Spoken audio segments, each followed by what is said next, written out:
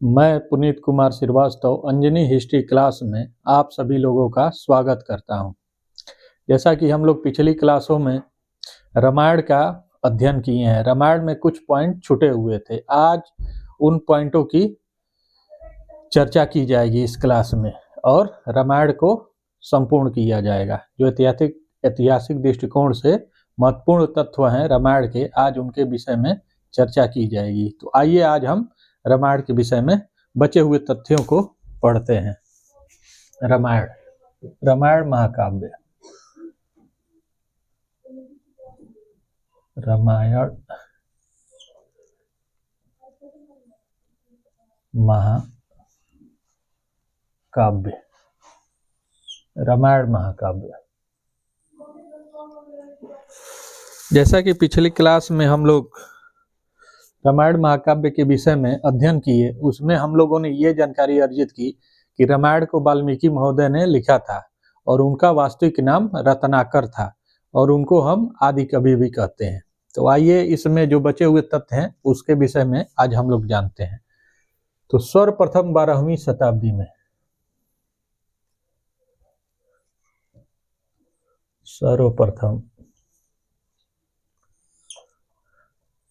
12वीं सदी में, सर्वप्रथम 12वीं सदी में तमिल भाषा में,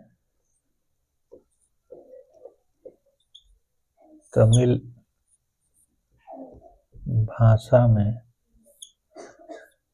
भाषा में रामायण का अनुवाद, रामायण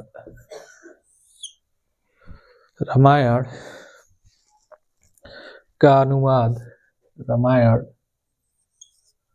का अनुवाद ई रामावतारम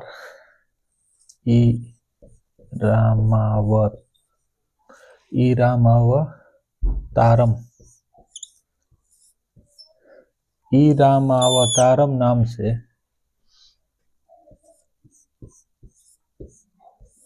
से कंबन महोदय ने किया था। कंबन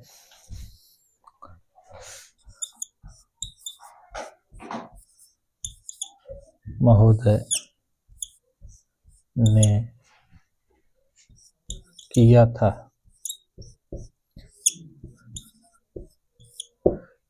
तो इस प्रकार हम देख रहे हैं कि सर्वप्रथम 12वीं शताब्दी में, कब? 12वीं सदी में तमिल भाषा में, किस भाषा में? तमिल भाषा में रामायण का अनुवाद ई रामावतारम नाम से कंबन महोदय ने किया था। किसने किया था? कंबन महोदय ने किया था। तो इस प्रकार हम देख रहे हैं कि जो ये तमिल भाषा में रामायण का अनुवाद है वो ई रामावतारम नाम से कंबन महोदय ने किया था। किसने किया था? कंबन ने किया था तमिल भाषा में, और नाम क्या था? ई रामावतारम नाम से उन्होंने रामायण का अनुवाद किया था। और किस सदी में? 12वीं सदी में।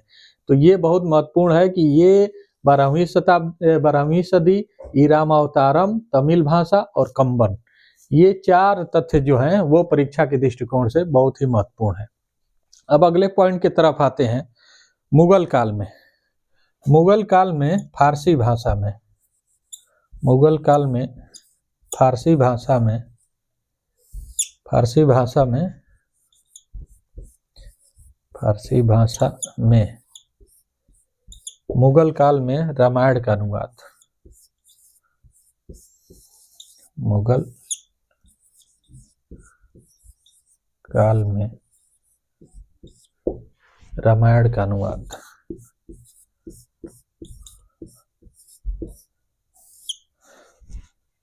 रामायण का अनुवाद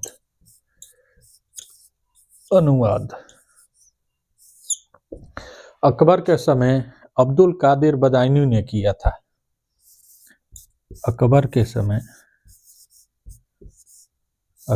समय अब्दुल कादिर बदायूनी ने किया था।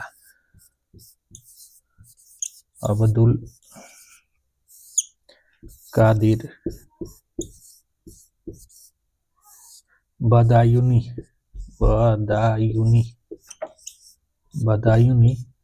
ने किया था। तो इस प्रकार हम देख रहे हैं कि फारसी भाषा में मुगल काल में रामायण का अनुवाद अकबर के समय किसने किया था? अकबर के समय अब्दुल कादिर बदायूनी ने किया था। तो इसका फारसी भाषा में जो मुगल काल में रामायण का अनुवाद हो रहा है वो फारसी भाषा में हो रहा है। तो फारसी भाषा में अकबर के समय किसने किया था? अब्दुल कादिर बदायूनी ने किया था। और शाहजहां के समय इब्न हरकरण ने रामायण का फारसी भाषा में अनुवाद किया। तो शाहजहां के समय इब्न हरकरण ने रामायण का अनुवाद फारसी भाषा में किया और अकबर के समय अब्दुल कादिर बदायूनी ने किया। शाहजहां के समय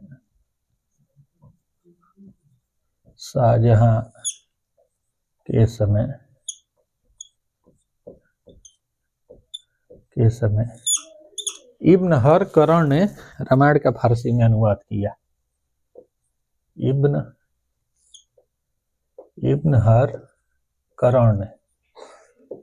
हरकरण ने रामायण का फारसी भाषा में अनुवाद किया। इब्न हरकरण ने रामायण का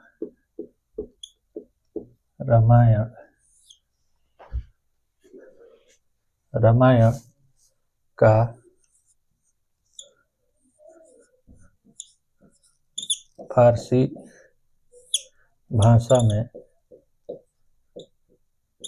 भाषा में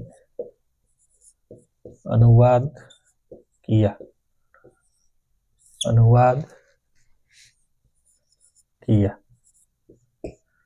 था। इस प्रकार हम देख रहे हैं कि शाहजहां के समय में फारसी भाषा में रामायण का अनुवाद किसने किया? शाहजहां के समय फारसी भाषा में इब्न हरकरण विद्वान ने रामायण का अनुवाद किया था। तो अकबर के समय हम लोगों ने देखा कि रामायण का फारसी भाषा में अनुवाद अब्दुल कादिर बदायूनी ने किया और शाहजहां के समय रामायण का फारसी भाषा में अनुवाद इब्न हरकरण ने किया। अब अगले पॉइंट पे आते हैं कि बांग्ला भाषा में रामायण का अनुवाद किसने किया? तो बांग्ला भाषा में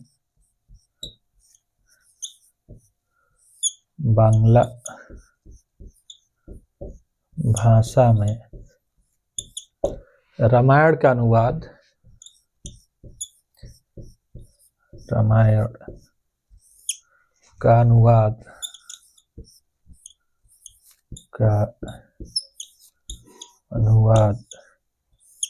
कृत्तिवास ने किया था।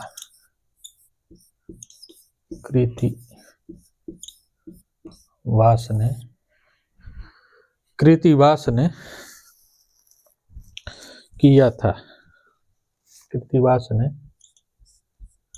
किया था।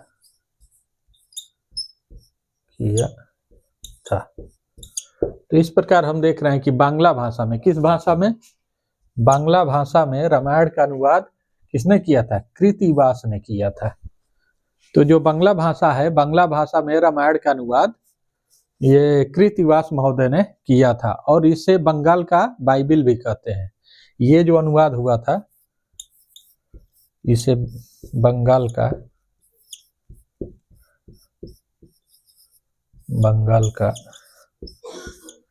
बाइबिल भी कहते हैं।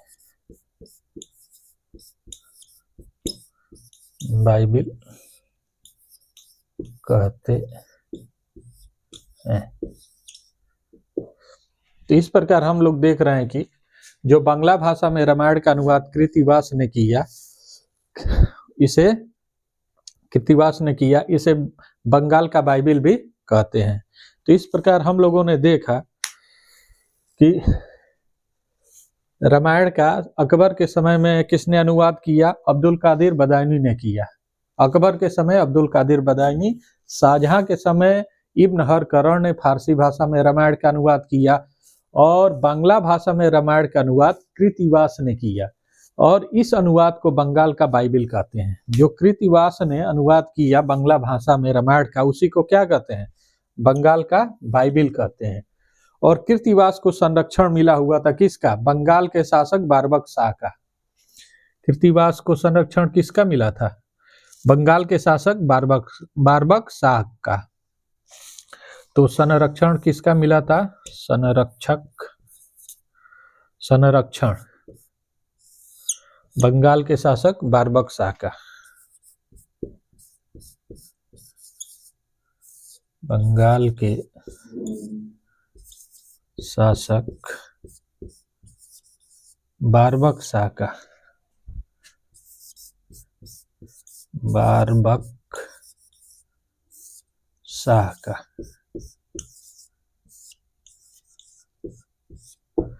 तो इस प्रकार हम देख रहे हैं कि जो कृतिवास हैं, कृतिवास महोदय ने बांग्ला भाषा में रामायण का अनुवाद किया, और इसे बंगाल का क्या कहते हैं? बाइबिल कहते हैं।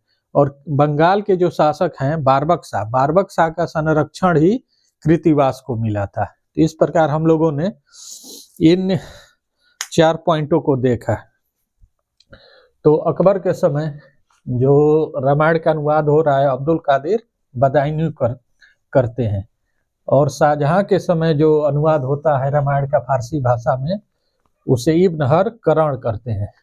और बांग्ला भाषा में रामायण कृतिवास ने लिखा था, और कृतिवास बंगाल के शासक बारबक शाह का संरक्षण प्राप्त था।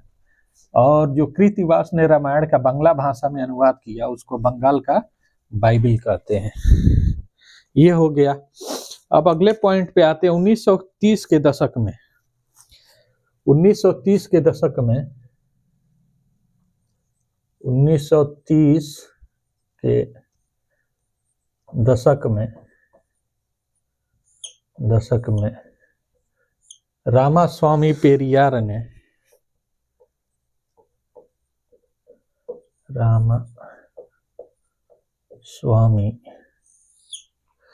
रामास्वामी पेरियार ने 1930 के दशक में रामास्वामी पेरियार ने सच्ची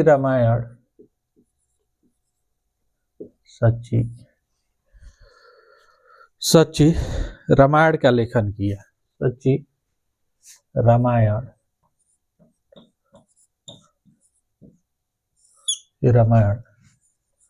का लेखन किया था। तो 1930 के दशक में रामास्वामी पेरियार महोदय ने सच्ची रामायण का लेखन किया। जो रामास्वामी पेरियार हैं, उन्होंने 1930 के दशक में सच्ची रामायण का लेखन किया। तो रामास्वामी पेरियार ने सच्ची रामायण को कब लिखा? 1930 के दशक में। अब अगले पॉइंट पे आते हैं। रामायण मिथ या रियलिटी। रामायण मिथ या रियलिटी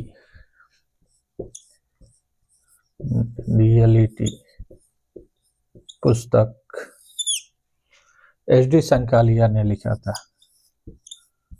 पुस्तक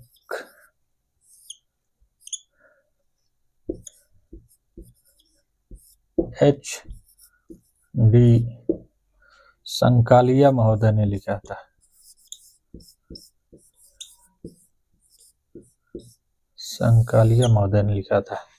तो ये जो अगला पॉइंट है, राम मिथ या रियलिटी, ये एक पुस्तक है। रामायण मिथ या रियलिटी एक पुस्तक है, जिसको किसने लिखा है? एच डी संकालिया ने लिखा है। तो पुस्तक कौन सी है? रामायण मिथ या रियलिटी पुस्तक। इसको किसने लिखा? एच डी संकालिया ने। तो इस प्रकार रामायण से संबंधित जो बचे हुए तथ्य थे, आज हम लोगों ने उसको कंप्लीट किया। और रामायण के विषय में जितने भी वो परीक्षा के दृष्टिकोण से महत्वपूर्ण तथ्य हैं, उनके विषय में 2 क्लासों में बताया गया है और लगभग यहीं से प्रश्न बनते भी हैं। तो रामायण की रचना पिछली क्लास में हम लोगों ने जाना ही है कि रामायण की रचना 3 बार में हुई है। जब पहली बार 6000 श्लोक थे, दूसरी बार 12000 श्लोक थे और तीसरी बार 24000 श्लोक थे।